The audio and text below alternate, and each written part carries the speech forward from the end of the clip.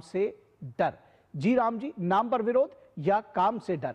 और इस विषय पर बातचीत करने के लिए हमारे साथ खास मेहमान जुड़े हुए हैं, उनसे आपका परिचय करा दें। हमारे साथ बीजेपी के प्रवक्ता आरपी सिंह जुड़े हुए हैं। आरपी सिंह साहब, बहुत स्वागत है आपका। डॉक्टर अशोक विशनदास, जो कि कृषि लागत एवं मूल्य आयोग के पूर्व अध्यक्ष रहे हैं, फॉर्मर चेयरमैन CACP यानी commission for agriculture costs and prices. Sir, बहुत स्वागत है आपका विशनदास जी। और हमारे साथ ऋषि मिश्रा, जो कि राजनीतिक विश्लेषक हैं, वो हमारे साथ जुड़े हुए हैं। और ऋषि मिश्रा जी कांग्रेस की नीतियों के समर्थक समझे जाते हैं, माने जाते हैं, तो कांग्रेस का पक्ष यहाँ पर रखेंगे। ऋषि मिश्रा जी, आपका भी बहुत स्वागत है।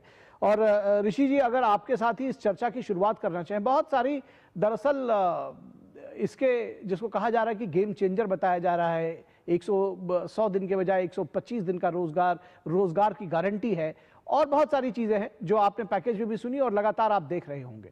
तो नाराजगी कांग्रेस की किस बात से है? क्या महात्मा गांधी का नाम चेंज होने से, या इसको और सुधारात्मक बनाया गया है इस कानून को इससे? नहीं, देखिए, कोई भी कानून में यदि रिफॉर्म्स आते हैं तो हर पार्टी इसका स्वागत करता है।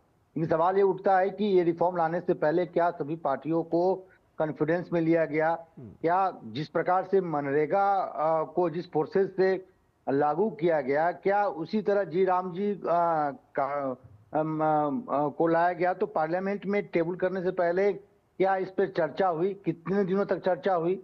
ये बहुत बड़ी बात है। दूसरी बात, महात्मा गांधी इस देश के आत्मा है। मनरेगा यदि उनके नाम पे था तो मुझे नहीं लगता है इस पे बीजेपी को भी आपत्ति होनी चाहिए।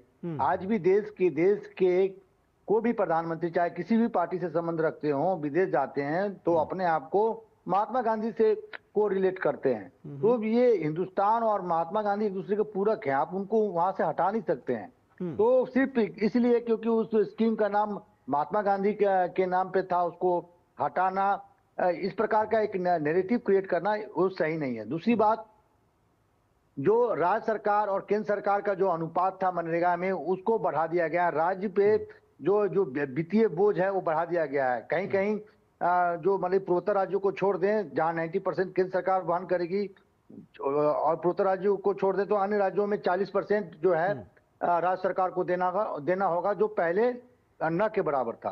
तो ये तमाम चीजें हैं जिसपे हम लोगों का आपत्ति है। और एक ठीक है, आपने 100 दिन बढ़ा के 125 दिन कर दिए हैं, इसका हम स्वागत करते हैं, लेकिन अन्य चीजों में भी आपको राय विचार करनी चाहिए थी।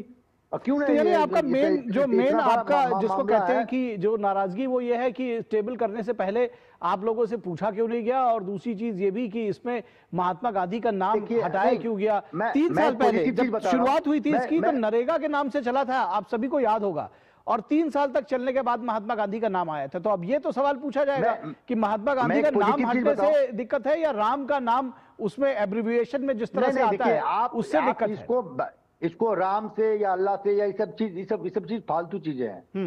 देखिए, ये मनरेगा जब लाया गया, आप विद्वान पत्रकार हैं, मनरेगा जब लाया गया तो स्टैंडिंग कमेटी से लेके कहां इस नरेगा लेकर आया गया सर पहले, फिर मनरेगा लेकर आया गया। वही तो मैं आपको बता रहा हूँ कि जिस नाम को लेकर के आप इतने ज्यादा आप लोग सेंटिमेंटल हैं, शुरू में तो बिना नाम के ही था, उसके बाद फिर उसमें महात्मा गांधी जोड़ा गया और उसको कानून की शक्ल दी गई।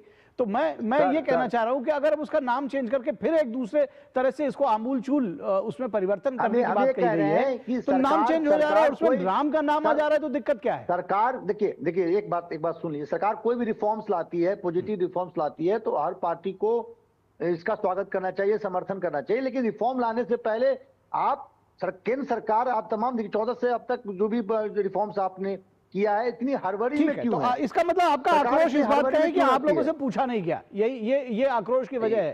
क्यों? आरपी सिंह साहब, लोकतंत्र है, आरपी सिंह साहब, ठीक है, इस पर रिस्पॉन्स ले लेते हैं। लोकतंत्र है ना, तानाशाही नहीं है ना। ठीक है, रिस्पॉन्स ले लेते हैं। आरपी सिंह सर, ये कह रहे हैं कि दरअसल पूछा नहीं गया, और इसके पहले जब ये इतना बड़ा रिफॉर्म लेकर के आए थे तो पूछा जाना चाहिए था। पार्लियामेंट में डिस्कशन हुआ ना, शिवराज सिंह चौहान जी ने एक प्रश्न टोका नहीं। मैंने आपको एक बार, अच्छी बात ही ना, आपने अपनी सब कह ली, अपनी कथा कह ली, मैंने तो एक बार ही टोका आपको। पार्लियामेंट में डिस्कशन हुआ, शिवराज सिंह चौहान जी ने एक प्रश्न का उत्तर दिया। अब इनको नहीं प्रश्न सुनने, वॉकआउट करना तो करते रहिए, इनकी अपनी इच्छा है। परंतु इन्होंने कहा कि ये स्कीम मनरेगा के नाम से थी। उससे पहले आपने अभी नरेगा बताया। ये स्कीम 1960-61 में ग्रामीण जनशक्ति कार्यक्रम के नाम से जानी जाती थी जी। ग्रामीण रोजगार एवं क्रैश योजना 1971 में इसका नाम रखा गया। इसी स्कीम को बाद में महाराष्ट्र रोजगार गारंटी 1970 में हुआ नाम इसका। फिर राष्ट्रीय ग्रामीण रोजगार कार्यक्रम 1980 में हुआ। ग्रामीण भूमिहीन रोजगार गारंटी कार्यक्रम 1983 में। फिर जवाहर रोजगार योजना 1979 में। रोजगार आश्वासन योजना 1993 में। ये इससे पहले इसके नाम थे। स्कीम में बदलाव आता गया, नाम बदलते गए। असल में दिक्कत इनकी ये है कि ये अपने आप को क्लेम कर चुके हैं कि ये मुस्लिम लीग पार्टी हो चुके हैं, इसलिए इनको राम के इनका राम नाम क्या, इन्होंने अभी कहा, अभी आपके सामने जिस प्रकार से कहा कि राम के नाम से क्या फर्क पड़ता है। हाँ, इनको नहीं फर्क पड़ता क्योंकि ये तो राम के अस्तित्व को ही नहीं मानते। और अभी हाल में इनके नेता ने कहा हम मुसलमानों की पार्टी हैं, इसलिए इनको राम के नाम की दिक्कत हो रही है। जानकर देश में, और हालांकि मुसलमान भी राम को उतना ही मानते जितना हम और आप मानते हैं। इस देश में रहने वाला हर व्यक्ति राम को उतना ही मानते जितना हम और आप मानते हैं। परंतु जो मूल बात पे आए, वो जो स्कीम थी पहले, वो वहां तक स्कीम थी 100 दिन की। ये नई स्कीम लागू कर दी गई है। अब इसमें जैसे आप बता रहे थे 125 दिन का रोजगार होगा। इन्होंने कहा कि इसमें चिदम्बरम साहब ने इसको लेकर कहा था कि इसमें जो रेशियो है वो तत्कालीन वित्त मंत्री चिदम्बरम साहब ने योजना में एक हिस्से को लेकर कि कितना हिस्सा सेंटर का होगा और स्टेट का होगा, इस पे भी इन्होंने पार्लियामेंट में बात कर रखी थी। चिदम्बरम साहब ने पहले, जब इनकी सरकार थी, तब इन्होंने प्रश्न उठाए थे कि इसमें जरा बंटवारा ठीक होना चाहिए। जयराम रमेश और तब जो कृषि मंत्री थे शरद पवार जी, और जयराम रमेश जो विकास मंत्री थे, उन्होंने ये कहा कि कम से कम 3 महीने का इसमें जो 60 दिन का प्रोविजन किया गया है किसान मजदूरी के लिए, उन्होंने 3 महीने का खुद मांगा था, पर इन्होंने लागू नहीं किया, हमने लागू कर दिया। मूलतः जो बात है ये असल में क्या कि भ्रष्टाचार का अड्डा बनाकर रखना चाहते थे मनरेगा को, और लगातार राज्यों से, सरकारों से, राज्य सरकारों की शिकायतें आ रही थी कि मनरेगा के नाम पे लूट होती है। मनरेगा के नाम पे जिन लोगों को पैसा मिलना चाहिए उनको रोजगार और पैसा नहीं मिलता, एक बात। दूसरी बात, ये सबके सब इस बात का विरोध करें कि 125 दिन कर दिया गया और 60 दिन उसमें और अकोमोडेट कर दिए गए, कुल मिलाकर 185 दिन। इस बात की दिक्कत हो रही है इनको ना, तो स्पष्ट है कि ये देश के मजदूर के भी विरोधी है।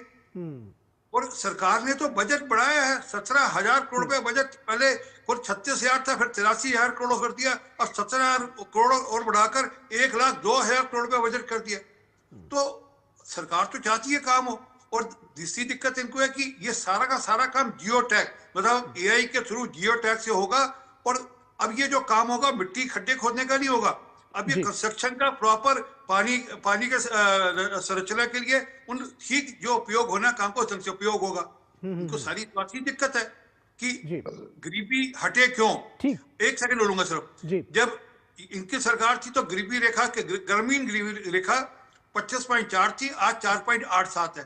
तो इनको इसी बात से दिक्कत है। हमारा लक्ष्य है कि हम ये जो 4.87 है इसको भी हटाकर पूर्णतः गरीबी रेखा से ग्रामीण लोगों को भी बाहर करें। इनको इस बात से दिक्कत है।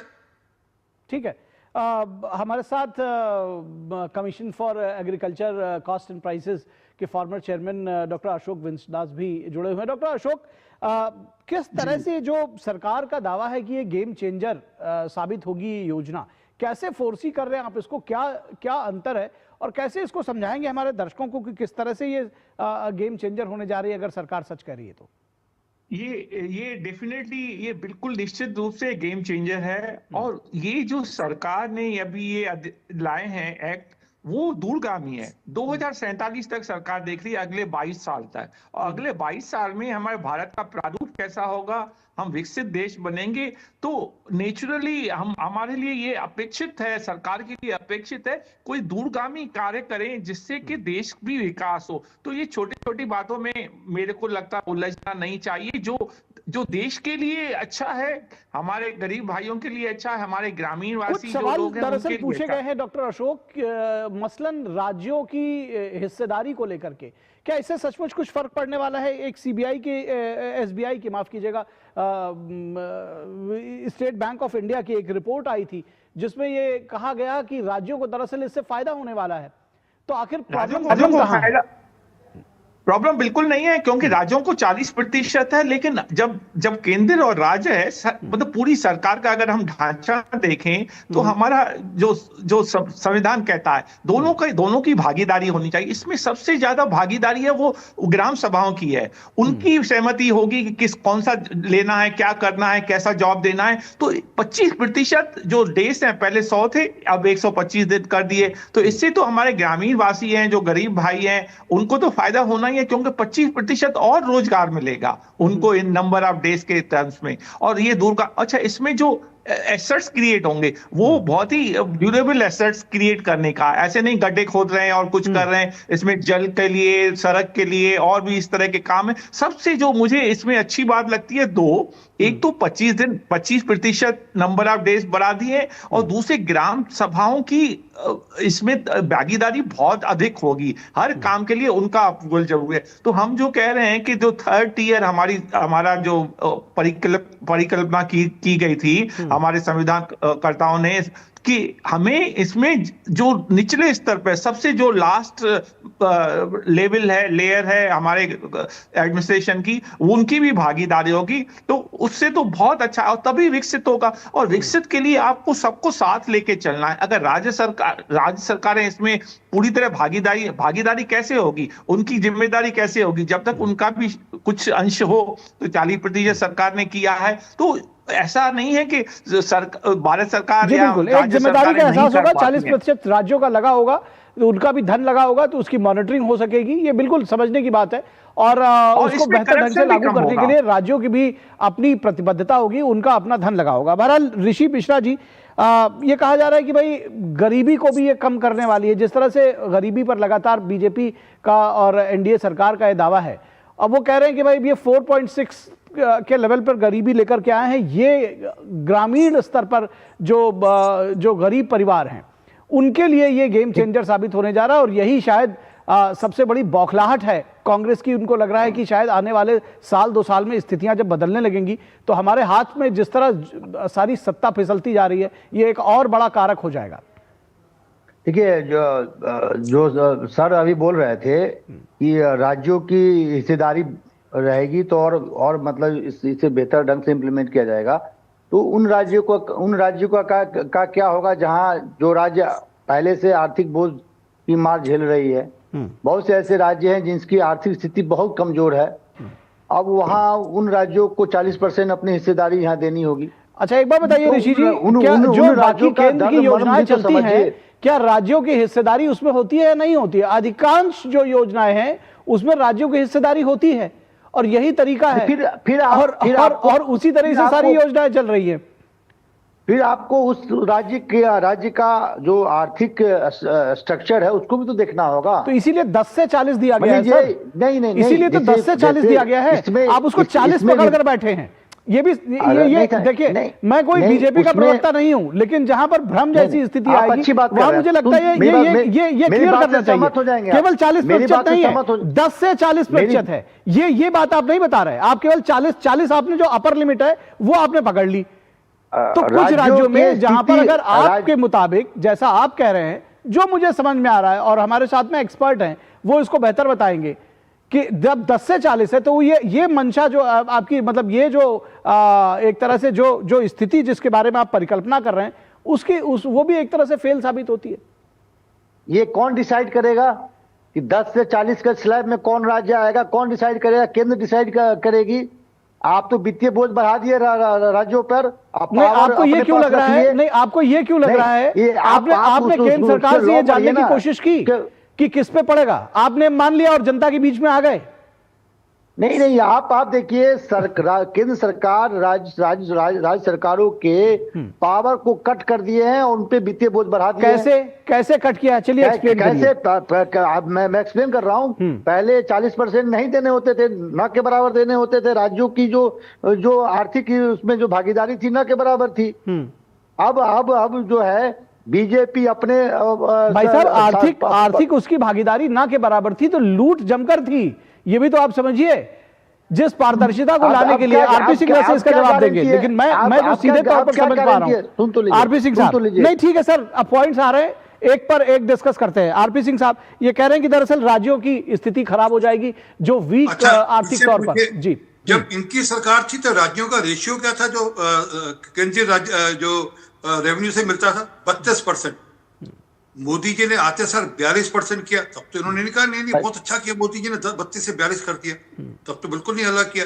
और दूसरी बात, जब राज्य की भागीदारी होगी तो राज्य अपनी स्टेट कैग के अंदर भी आएगा, स्टेट की जो जांच का सिस्टम है उसके अंतर्गत भी ये निरीक्षण हो पाएगा। अब तक उस निरीक्षण से बाहर बैठे हुए थे, ताकि इन पर भी प्रश्न उठ सकेंगे।